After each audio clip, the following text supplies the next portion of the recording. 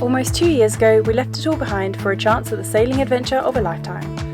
It has not been smooth sailing since then, but together we are learning and laughing our way through. Our hope is that if we laugh long enough, we can make our merry way around the world. And this is a Millennial Falcon.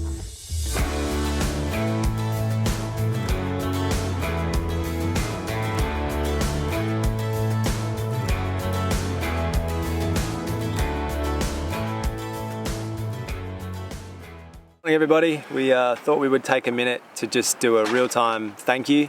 Thank you so much. Thank you so much. We were overwhelmed with the support that we received for the last episode, which was a doozy. It was not a fun time for us. It was a bad episode for us, a bad time in general, and we were fully expecting a wrap around the knuckles, being bitten by the same problem 3 times. So thank you so much for not going hard on us. Not doing that, and thank you for understanding and being sympathetic and kind. We're not going to give up. Thank you. That was most definitely the frustration talking and the sleep deprivation. Yep. Neither of us is in the business of giving up, and we're going to press on. As you'll see in coming episodes, we're going to grapple with these problems in an ongoing basis. However, we were kind of decided to shelve the crossing attempt for this season and spend the remainder of the season tackling all of these issues, getting them well and truly put behind us, and testing that theory for the remainder of the season and the beginning of next, and we'll try again next year. The Atlantic Ocean will not beat us, and it's not going anywhere. And we'll do it. We'll take time to get ourselves and the boat up to snuff and ready. So thank you for all of your support, and please enjoy the episode to follow. And like and share and all that stuff as well. Oh yeah, tell your friends. What do you hold in your hand, Adam? This I feel like this little so-and-so, or its cousin, is the bane of our existence. This is the locking nut for our coupling. That lip there is what you stamp down on the keyway, and it is also the reason that we can't double nut it, because when it's torqued down right and stamped, there's about 2 mil of excess thread. That's just not enough to do anything with.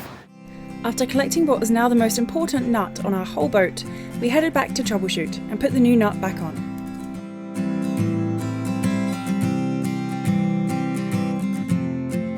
Alright, let's compare the old nut to the new nut. Okay, old nut versus new nut. Wow. Well, at least we know that we bought the right part. What you MacGyvering there? A DIY torque wrench. I have to put 200 newton meters of torque onto this nut, and so I don't have a torque wrench, so I'm going to use a little bit of physics and apply 200 newtons of force, which is about 20 kilos of weight, using that at a meter arm length. 200 newtons at a meter's moment arm length is 200 newton meters of torque, which should give me what I need. So I just have to put the wrench on the nut, put this over the wrench, put that onto that, and pull 20 kilograms of force perpendicular to the shaft, or to the bar, and that should give me 200 newton meters of torque, and then I'll know that it's torqued down right.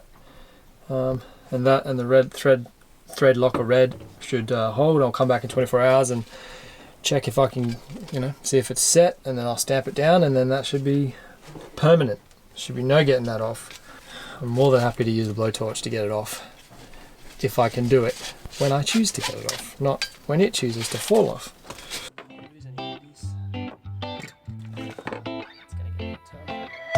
Okay,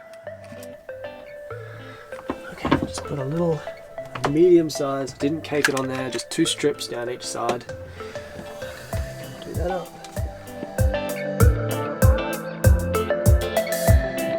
Shit. What do you think? Tape measure, quick.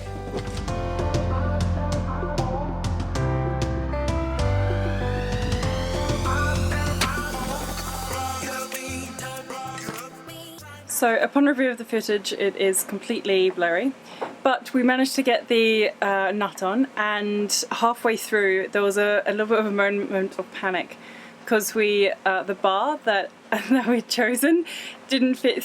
We couldn't pull it down enough through the hatch, so we had to quickly run up, go get another bar. Thankfully we had 2 bars, and then quickly go and swap it out. So there was a little bit of like frantic panic there, but yeah, we managed to get it all done, and now we just need to wait about 24 hours for it to cure. So fingers crossed this works. Over the next couple of days, I spent time checking every component I could think of that might be related to our problem, from gear selector mechanisms, bent shafts, loose props, engine mounts and alignment. And that's closed at the bottom. So out of line. Even like it's visibly out of line. There's no question about it. We have a severely bent shaft and or severely misaligned engine. And what are we going to do about I it? suspect that's been the case for quite some time. We haven't had any wraps, we haven't had any real incidents that's potentially a cause, but who knows? Maybe it's been like that the whole time. And then the soggy engine mounts or something has deteriorated as a result, and it's just getting worse now. Anyway, we can't budge the engine mounts, we can't get new engine mounts here because the postage will take too long, and it's hurricane season and we have to go. So we're going to try and put a dampener plate between the coupling to absorb some of that shock.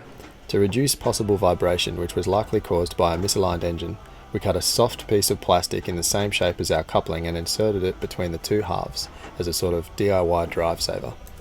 How effective that was, we'll never know, but you get points for trying. We also took down the genoa and re-secured the halyard that had come loose on our crossing.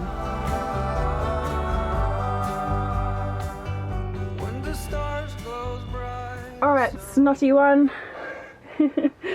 I did not hay know fever that is a bitch, huh? Bermuda was such a hay fevery place, but I am like absolutely floored with hay fever for the last 2 days, 3 days, week even. Anyway, it's been 2 days. We put the new nut on with threadlock or JB Weld Permalock Red. It's been 2 days to cure, and I just had a go at it with the socket wrench hand tight. So it's in gear, and I'm just with my, just leaning on it as hard as I can, and I cannot budge it. In fact, it wants to turn, like the engine itself is turning before the nut is turning, and I haven't even staked it down onto the keyway yet. Oh, that's what we like to hear. So like, if it comes off again, if it comes off after this, I'm at a loss. If it comes off after that, then these guys owe me some money. That is ridiculous. Like, I genuinely believe that I am going to need a blowtorch to get that off one day, and I'm looking forward to that day because I've never actually taken this thing off by choice.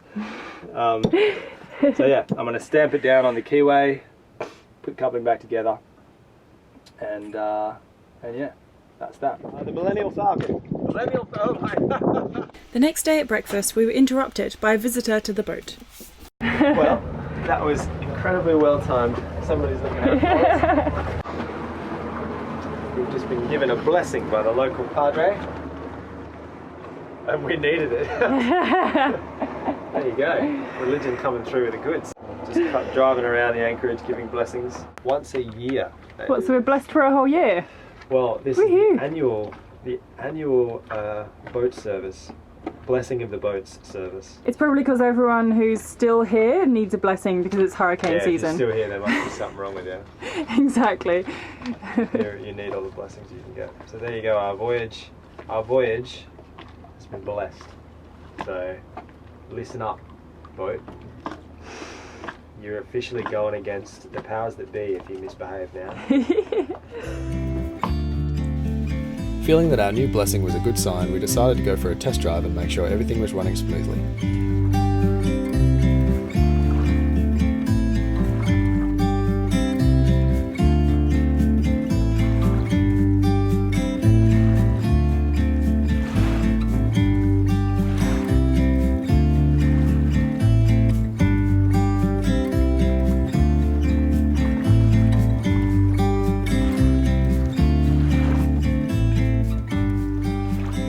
us up to like 4 and a bit knots. Oh, really?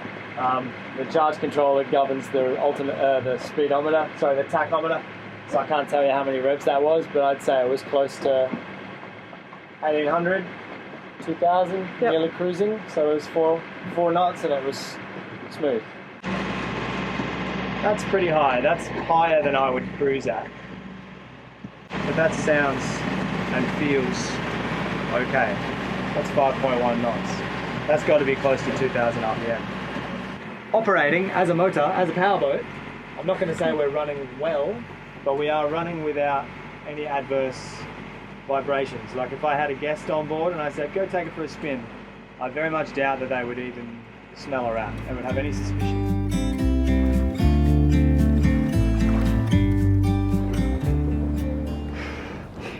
I'm just looking for Adam. So we've decided to leave today, and the reason is because the weather doesn't look so good for the next few days, and this is probably our best weather window. However, on identifying that we're going to have to leave today, Adam is just walking around like, he's like, I can't eat breakfast, I can't do anything, and he's just been like sighing the whole time, just like he's so nervous to leave because of the motor, because of everything that's happened. He's so nervous. I'm gonna go see how he is. How are you feeling about leaving, Ads? As good as I'm ever going to feel about it, I think.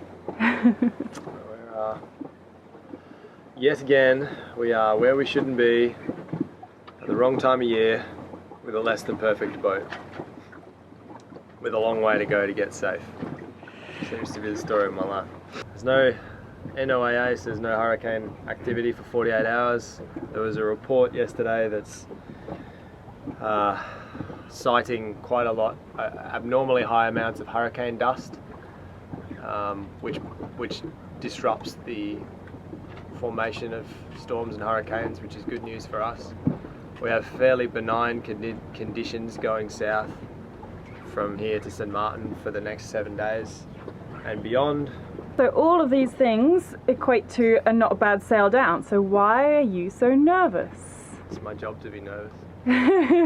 I like to think that one day I'll get a grip on all of this anxiety and I'll just be very, very well planned, and like I'll be very forward thinking, and it'll be a calm way of doing it. But for now, until I get a grip on myself, I'm just going to have to keep doing what I'm doing and just bite down on my tongue and keep progressing, really. I don't think I'm the only one that gets anxious on departure day or the day before departure.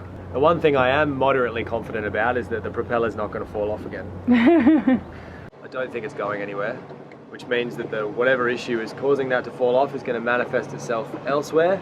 And I just hope that it doesn't result in a failure for this journey. Sorry Millie, but you're just going to have to cop it for 7 days or more, and then we'll give her the care she deserves.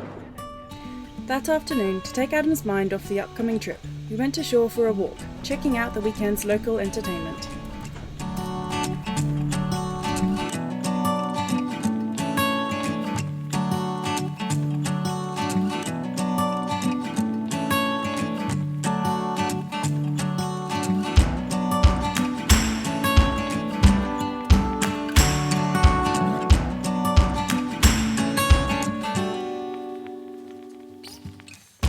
So we've gotten off the boat because Adam was stressing too much, so I had to distract him. Hardly. And we're just deciding to go for a little walk to a beach just up here.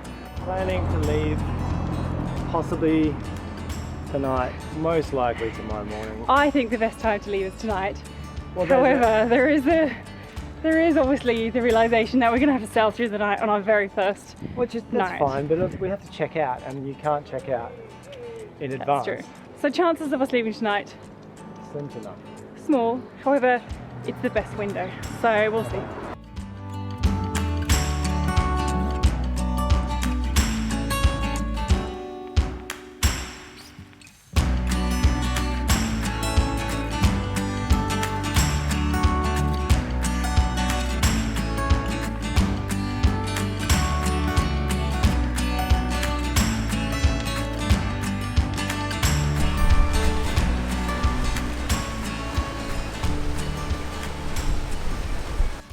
someone has a drone out, and on behalf of them, we are both shitting our pants. Oh, I know.